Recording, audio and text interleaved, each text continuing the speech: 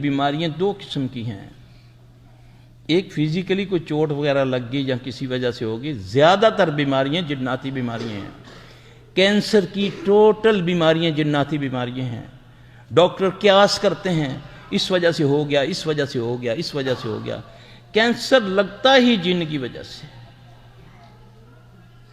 کیونکہ یہ جسم کے اندر جا سکتا ہے، اس کو اللہ نے قوت دی ہے، اس کا کوئی کمال نہیں ہے۔ یہ ذرہ بنتا ہے، یہ پہاڑ بن کے نظر آتا ہے، اللہ نے اس کو قوت دی، اس کی کوئی طاقت نہیں ہے۔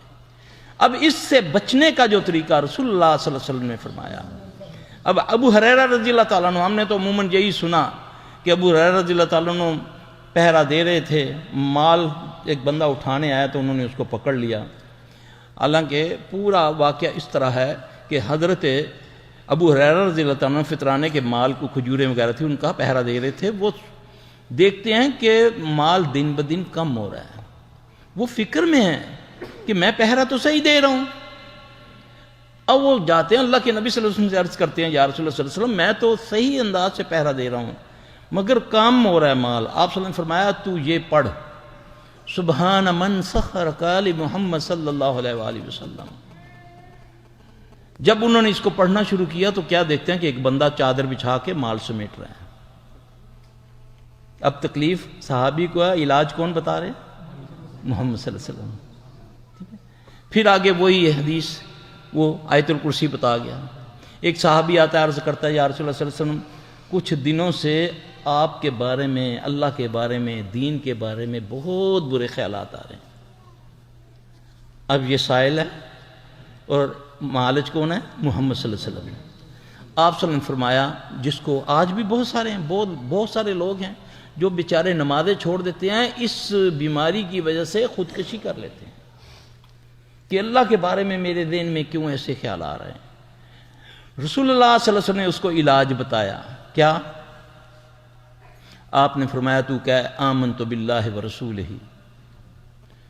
پھر آگے سورہ حدید کی آیات پڑھیں، هو الاول والآخر والظاہر والباطن وهو بكل شیء علیم۔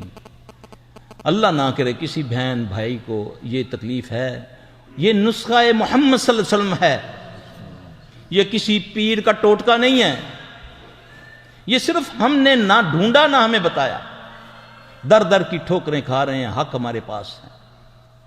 اب اللہ کے نبی، اس کو وہ بیمار ہے تو اس کو شفا، اللہ نے نبی صلی اللہ علیہ وسلم نے اس کو دعا بتائی۔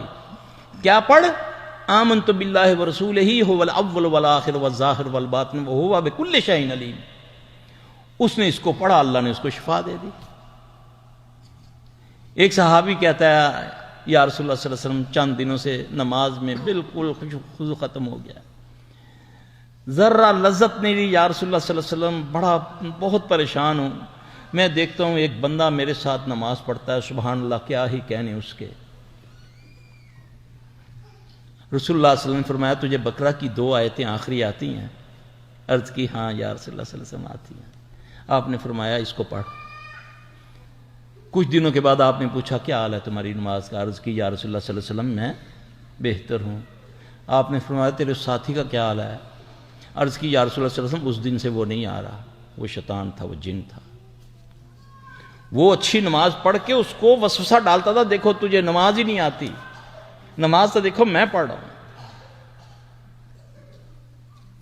یہ دل میں وسوسے ڈالتا ہے، اس کو اللہ نے طاقت دی ہے۔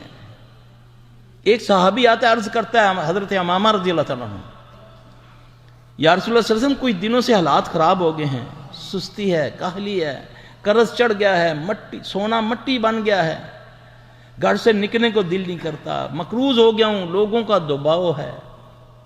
رسول اللہ صلی اللہ علیہ وسلم علاج بتا رہے ہیں۔ آپ نے فرمایا تجھے میں چند کلمے سکھاتا ہوں، اس کو پڑھ، اللہ تجھے خیر ڈال دے۔ اللہم انی اعوذ بک من الہم والحزن واعوذ بک من العجز والکسل واعوذ بک من البخل والجبن واعوذ بک من غلبۃ الدین وقہر الرجال۔ صحابی حضرت امامہ رضی اللہ عنہ فرماتے ہیں کہ جب میں نے اس کو پڑھنا شروع کیا، اللہ نے میرے معاملات درست کر دیا۔ یہ نسخے بتا رہا ہوں، یہ زیمپل پیش کر رہا ہوں کہ صحابہ کو تکلیف ہوتی تھی، اللہ کے نبی کے پاس آتے صلی اللہ علیہ وسلم، اللہ کے نبی صلی اللہ علیہ وسلم ان کو اللہ کی طرف بھیجتے تھے، اپنے پیچھے نہیں لگاتے تھے۔ آج تو یہ ہے نا کہ سرکار پہلے بیعت لیتے ہیں پھر اس کے بعد لوٹتے ہیں.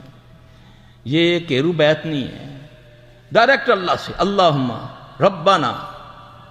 ایک صحابی آ کے عرض کرتا ہے یا رسول اللہ صلی اللہ علیہ وسلم مقروض ہوں، بہت ہی قرضہ چڑھ گیا ہے.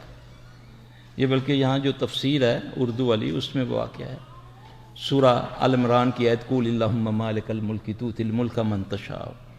لوگ کہتے ہیں نا کہ یہ قرآن اس لیے نہیں آیا، آج کیوں بھرمار ہے ان کی، کیوں آستانوں پر ڈھیر چڑھ گیا لوگوں کا، اس میں اہل توحید کا دعویٰ کرنے والا بھی جا رہا ہے. اس کی وجہ کیا ہے؟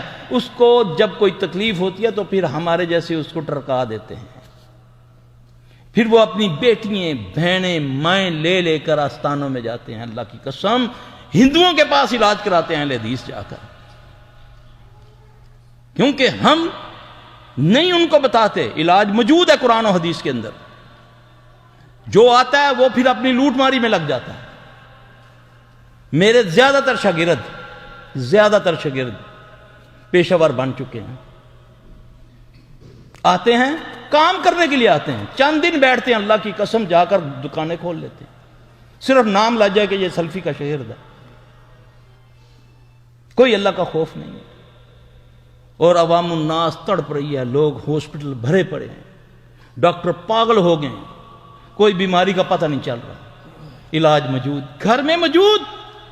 اللہ رب کائنات کہہ رہا ہے وَنُنَزِّلُ مِنَ الْقُرْآنِ مَا هُوَ شِفَاءٌ وَرَحْمَةٌ لِلْمُؤْمِنِينَ. دعوت قرآن و حدیث مرکز جمعیت اہل حدیث پاکستان.